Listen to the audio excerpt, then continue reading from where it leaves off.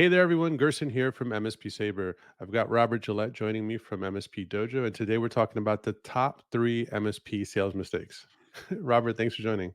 Oh, super happy to be here. Thank you so much. Thank you as well. Um, so I know for me, the last couple of years I spent on at my MSP, I spent in sales.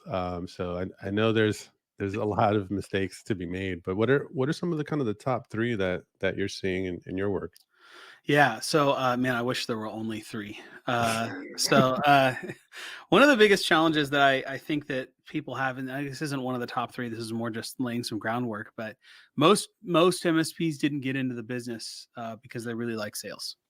It's just not what they. It's very rare to meet those people that are like, yeah, I went out and bought an MSP because I want to crush it in sales. Yeah, It's one of the hardest parts of the job, and it's hard not because, well, not just because it's technically hard to do it well. It's also just painful. Like very few people like the job of sales. I always used to joke that if you give a sales guy two jobs, it's cold calling and then cleaning like the toilets with his own toothbrush.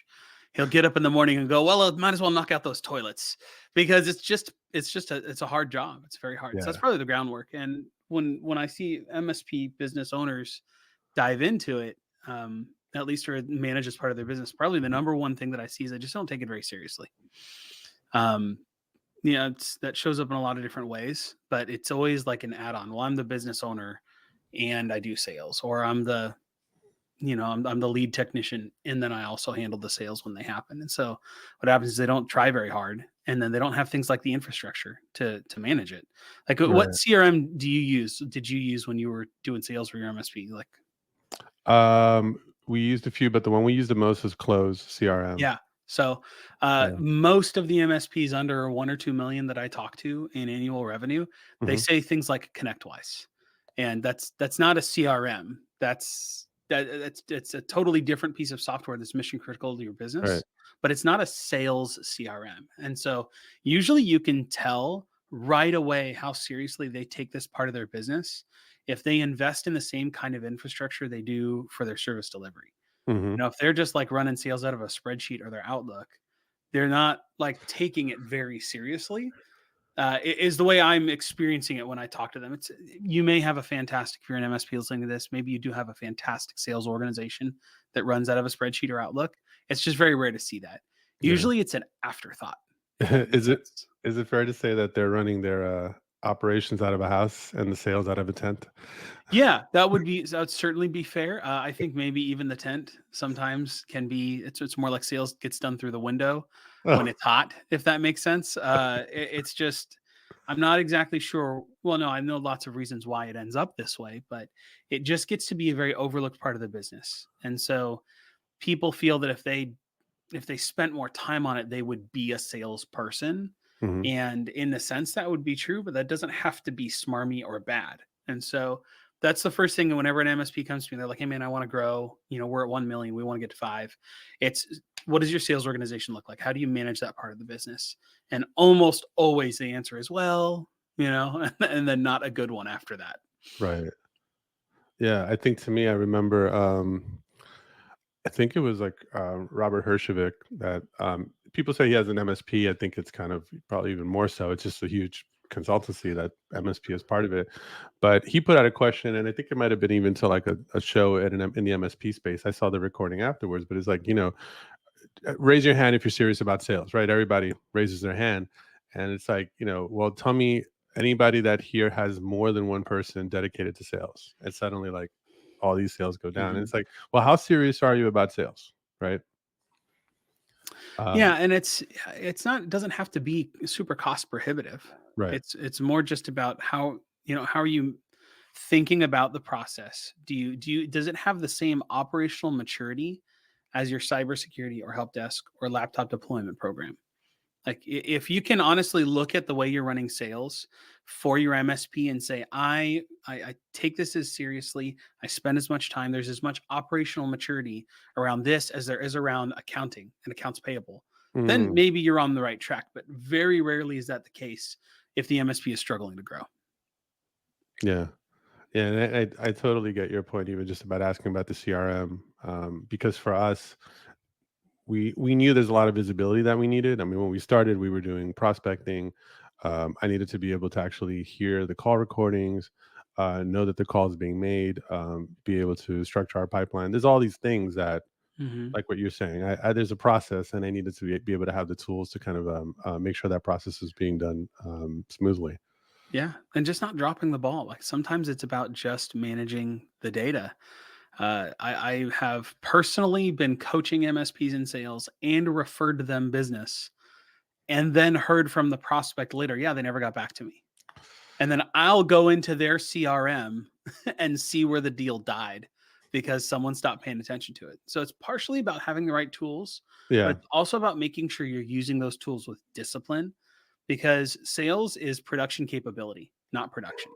There's always going to be production that needs to be done. There's always going to be a ticket or a project or a meeting with a current client that gives you money that's going to take a lot of, I don't want to say priority, but it's going to draw your attention. And it's Hmm. more fun than the sales. It's more rewarding than the sales. So, and you're more confident usually doing that than the sales work. And so we don't have discipline around when I say the taking it seriously in the operational maturity. It's not just about buying a software. It's about, do I run this business as seriously as I do my accounting or my help desk? Yeah. I know for me, when I became accountable for, reporting my numbers every week, that's when you really start kind of getting serious about it. So I know to me, like Yeah. that's one thing I would put out. Like that's one of the first markers. Like if you're not even doing that, you don't have like numbers in mind of what, how much you're trying to close, how much you're trying to keep in your pipeline, whatever, it is. Yeah. Um, yeah. Even being accountable to your other leaders at the company, even if you're the sole owner, you probably have a service desk manager or you've got someone in ops you've got someone there that's also a leader at the organization, unless you're a very small MSP. Hmm. But even if there's two people on your team and you're the third, being accountable to them and saying, hey, I'm going to set X amount of first time appointments with prospective clients, or I'm going to ask for this amount of referrals, or I'm going to make this many cold calls, or I'm going to do whatever sales activity you've decided on, to be accountable to your own team and say, this is my end of the job. I'm going to do this. That alone as an action changes the way you think about sales and the way that you're going to operate when it comes to sales in your own organization. Yeah. So we're talking about top three. What do you have as like the second kind of Yeah, and again, this is just anecdotal, and I guess it could be in particular order, but maybe not. For me, yeah. though, the next one I see all the time that just kills me is hiring a salesperson too early. I mean, just hiring a salesperson way too early Yeah. when you don't have the revenue to support them, you don't have the infrastructure or operational maturity in place for them to be successful. And then most importantly, having unrealistic expectations. I regularly, probably still about once a month, get a call from an MSP that's in my network that says, "Hey, I'm looking to hire a sales guy," and I'll just ask questions, and they'll say things like, "Yeah, we're under $1 million in revenue. I've got X amount of dollars in the bank. I would need them to start turning a profit or be break even on their salary within 4 months." And I go, "Run, run, run." I would never take that job. I would never encourage a friend to take that job. That's just such a bad plan. Not just for those two reasons that I mentioned. There's other ones involved, really, Right. but we have to understand that you are, as the business owner, if you are less than 5 million-ish dollars in revenue, you will be the most successful salesperson. So this idea that you can hire someone who's going to be better at it than you and is going to care more about it than you, is going to achieve some level of success in bringing on new revenue that's more than you, is very unrealistic. Hmm. If you could find that person and you could hire them and you could even pay them what they were worth, they're probably going to work for you for 1 to 3 years, and then they're going to realize they're doing the hardest part of the job, and they're going to start a competitor. Yeah. Because realistically, this is the one thing you cannot hire out the expertise for. You can certainly hire a systems administrator or a help desk manager or someone to do projects, these technical aspects of the job. But when it comes to building a profitable business, when it comes to funding all those other activities, it is incredibly unlikely you're going to find someone who's going to care more, try harder, or be better than you as the business owner. And part of that, now I'm monologuing, I apologize, Yeah. is that business owners like to buy from business owners.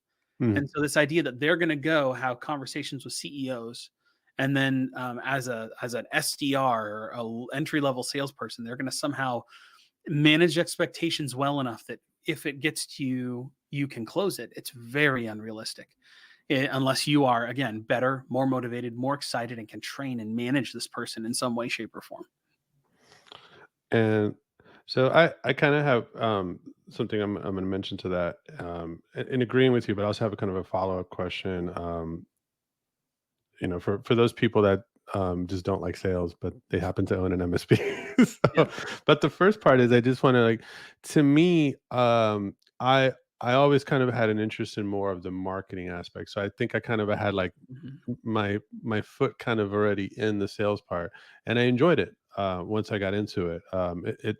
It was a struggle at first, just Mhm. not knowing, but I think once you hear that everybody goes through that, then you're like, yeah, all right. I if I want to be successful, I just kind of go through that too. So just I kind of suck it Mhm. up. But to the point about the owner being involved, I remember years ago when there just wasn't that much thought leadership around sales, specifically as it pertained to MSPs, and so you had a lot of owners that I saw trying to hire out. And what it seems like more, and I think this is probably the point you're getting at, is like people end up kind of abdicating, the whole Mhm. thing to it. And then unfortunately, you might have the salesperson that, salespeople usually just want to say yes, right? They want to like, yeah, I can do that. And then you have someone that just kind of yes you to death. They're kind of coming into a situation, like you said, that's never really going to work out that well. And if Yeah, it does work out well, it's probably not going to work out well for you. It'll work out well for them because I've actually and seen not that for very long. happen. Yeah. Uh, I've seen that happen. I've seen a top sales guy go and just be like, "Oh, I'll start my own MSP." yeah, and you Um, might get lucky. They're not always true all the time. yeah. They're proverbially true. I will say the one thing that also I wasn't aware of, being more involved in sales, is that actually talking to customers and actually seeing Mhm. the issues that they're facing, you start becoming better at understanding how you can fit into their world. Ideally, also if you're under that 5 million mark, it's still a small growing business, so you have a lot of directions you can go, and those conversations with customers really start kind of helping you figure out what your roadmap should be because ultimately they're your client. You want to keep them, you want to see them grow and be able to continue supporting them. The better you understand about their needs, the better you can figure out, how to work with them and how to kind of put that strategy together Mhm. for them. So missing out on those calls of a salesperson is just not going to be able to do that, Yeah, especially at not the only do they scale not size have the we're talking about. operational maturity to do it, they don't have the power to do it. Hmm. Like, they can't renegotiate the terms of an MSA on the fly for your business. That's not Right. something they have the power to do, much less the expertise to do, and so you're 100% correct. Being involved with a lot of MSPs owners, they like to say, "Well, we're teachers or problem solvers. That's what we either teach people or we solve problems." And I Hmm. totally agree with that. In a sense, that's if you're doing it well, what consultative sales really is. It's helping Right. people understand the mess they're in and tailoring solutions for them and making sure that they have what they need, even if that means they're not going to work with you. That's all what consultative sales is. So your highest Right. and best use might actually be in sales if you come to grips with it. Yeah. I think for us, those conversations, even with people that might not have turned into clients, gave me insight into other service lines that we wanted to get into. I mean, we got into our VoIP service pretty early on, and that was because of the conversations I was having with clients. I Mhm, didn't just decide to add VoIP services out of the blue. I kept talking with different people and I'm like, okay, there's a need for this. So I'm comfortable going in and I kind of see kind of where the needs are around. So we worked with a lot of nonprofits. So how do nonprofits use these phone systems? mhm, And it kind of talked to the need. So when I had an offering already, I can kind of come back to them and like, it's like, hey, I remember that conversation you shared with me about needing mhm. this and that and the other. I've built something like that. Can we talk? And Yeah, it's just like missing out on those conversations early on. You're just not going to get the insight. yeah, I completely agree with you. Yeah. The other thing is, so to just kind of lead out of that, so what advice would you give to someone that they're like, listen, just to kind of go to your earlier point, a lot of MSPs they got into an MSP business because they like sort of Mhm. the engineering aspect of it. What do you tell someone is like, I don't like sales, like they're almost Yeah, I guess this covering is their, this their is the third ears. point I wrote down. And I don't know, for better or for worse, I just wrote it down, so I'm gonna read it. It says, "Suck it up and be a good example." Um, this is the truth of it. If you own your MSP, you are an entrepreneur, whether you thought you were or not. Mhm. Like, we all do things we don't really like. I hate accounting. I'm so bad at it. I'm so bad at math in general. I used to have to write down or shout into Siri how many seats times my seat price in the meeting to be able to give them some kind of a budget number because I didn't trust myself with my simple math. I Right. just I never was strong at that. But guess who still had to come up with pricing to talk to people when he sold MSP? That was me. And so Right. realistically, if you are the CEO and you want to grow your business, you're not happy with the lifestyle business, or like most MSPs, they've hit this balance where they've got X amount of clients and X amount of revenue. But if any of that changed, it's like the whole house of cards is going to fall apart. Right. You couldn't afford to lose even one client, or you'd have to lay somebody off, or it would just be chaos. Um, that's where a lot of people are. And if you're happy with that business and it causes you to have a life balance or that you like, I'm not telling you not to do that. Go be you, okay? But if that were me, I'd be terrified. And so finding a way to spin up the sales engine before you need it is probably the best way to figure it out. You need it. If you wait till a business like one of your customers leaves, or an employee needs more money, or you have a life event that requires you to not be able to work for 2 weeks, and just suddenly the whole equation falls apart, if that's when you sit down and go, man, I need some sales, it's going to be very tough. Right. It's not going to be a great life experience for you. You might get it done, you might not, but it's so much easier to be a good salesperson, a good consultative salesperson, where you feel like you're serving others and no one has to give you any money, but if they did, it would be great. The only way to really do that is if you have two or three, four or five people in the pipeline that might say yes. If you only have one, and man, they have to say yes, or you're going to miss payroll, you have no leverage. You can't be a person of confidence. You have to negotiate on your price. You'll Yeah. do whatever it takes to bring them in, because if not, you're going to have to fire Craig. And so, but if you're sitting in front of a prospect and you got six more look like them in the pipeline you're going to meet over the next 2 weeks, then it doesn't really matter what this one person says or what this one person needs. Or all you get to do is walk in and say, how do I serve them? And if your MSP is even half good, you're going to make more than enough money. Enough of those people will buy from you because you've got a full pipeline and you're doing the sales activity that's required to have a sales plan, Mhm. something working, so that when that client does leave or go out of business, or that employee needs more money, or that tool doubles their price that you have to use, it's not an emergency, if that makes any sense. No, it totally makes sense. You actually just reminded me of one of the frameworks that I used when I actually sat down with prospects. I use that as a explaining like, oh, we're all good with our MSP services. I'm like, well, how have you working for your current provider? Oh, 5 years to say. I'm like, well, this is probably the time that I want to talk with you. I was like, I'm sure you don't want to start talking about switching providers when you're having an emergency. Hmm. And I'll save the rest, but that's kind of like Yep, that's how I would approach it. I'm like, absolutely. you don't want to you don't want to start putting out your RFP when you've got a fire going. Do it now when things are quiet.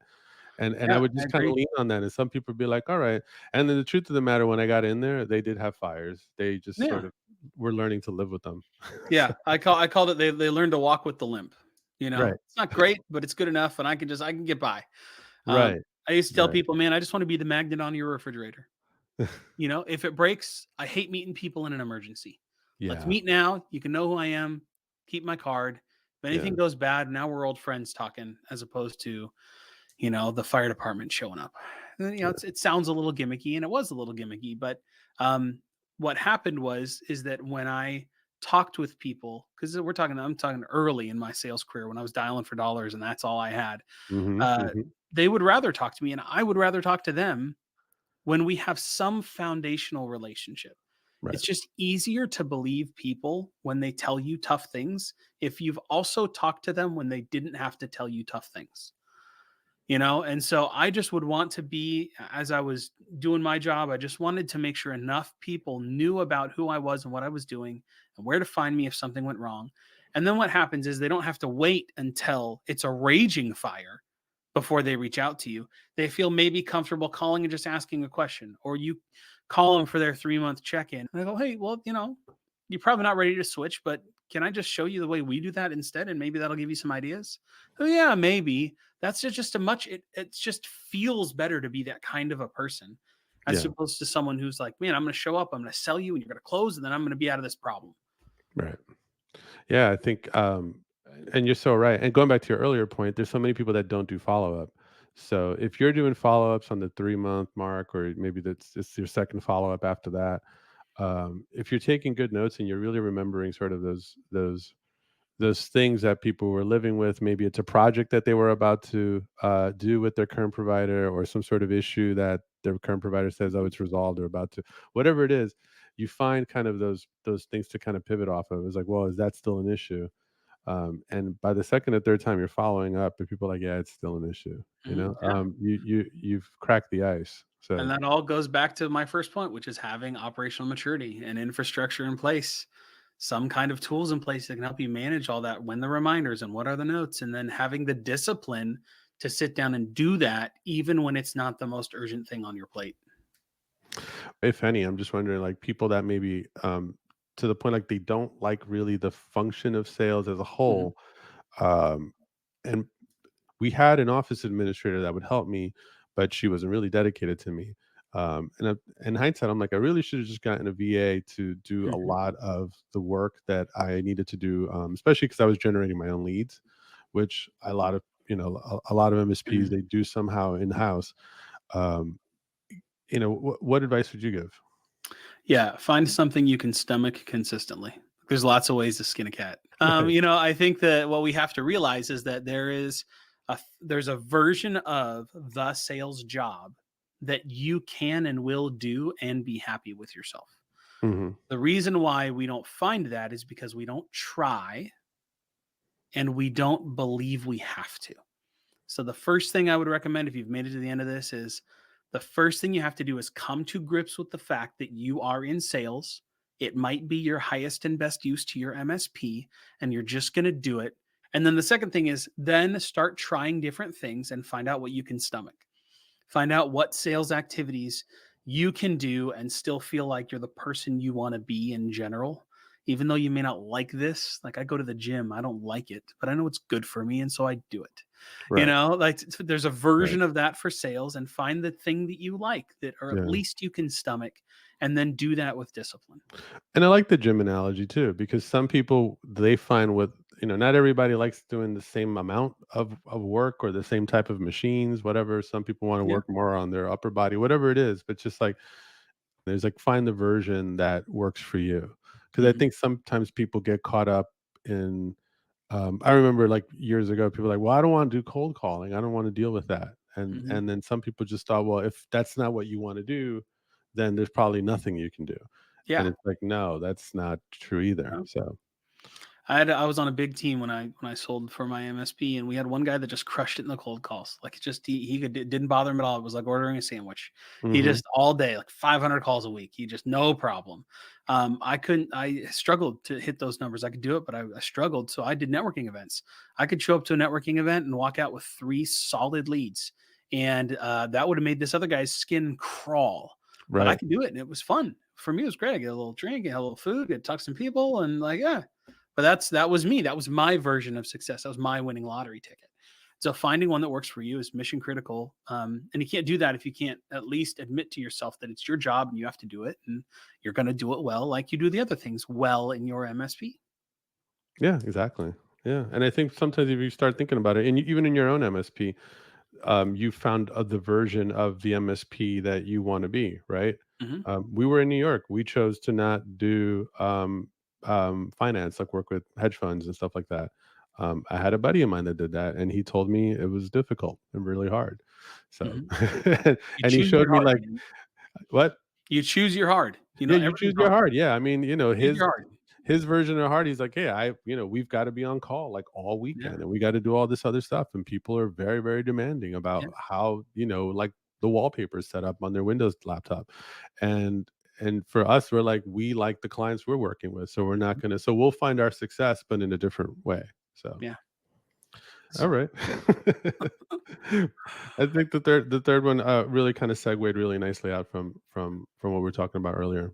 cool, man. Well, I mean, I guess the last thing I got, you do. If there was one more thought I'd like to leave, is just this idea that you choose your heart. Sales is hard. It's hard for lots of reasons. Part of it is you. Part of it is your prospects. Part of it is just it's hard. It's just hard to do. Hmm. It's that wrong mix of urgency and importance that makes it hard.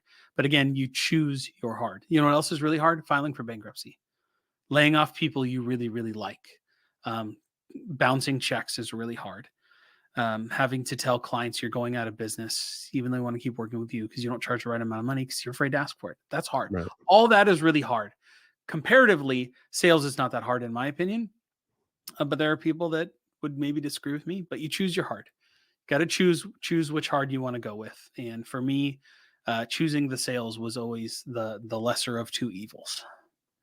Yeah. Yeah. And I think um and I'll add some advice there as well.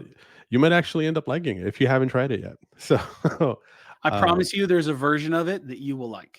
yeah. You just got to Yeah. find it. Yeah, I know for me, I always kind of put it off, but looked at it as like I have to do something, and then the more I got into it, I'm like I said, this is actually great. And then when you start doing something that other people are like, ugh, it's like empowering because you're like, I'm totally comfortable with it. They're like, oh, I wouldn't want to touch that with a 10-foot pole, and I'm like, well, I do. So Yeah, take it all so the way to that the yeah, it's like so it's like so this is how I win, right? bank. So um well, Robert, thank you for joining us. It's been wonderful. We're going to wrap it up. Where can people find out more information about you? Yeah, I'm pretty prevalent on LinkedIn. You can just search for Robert Gillette and probably find me. But mspdojo.net is where the real action happens. So, all All right. Well, thanks again, Robert, and hope to do this again soon. right, thank you. All right.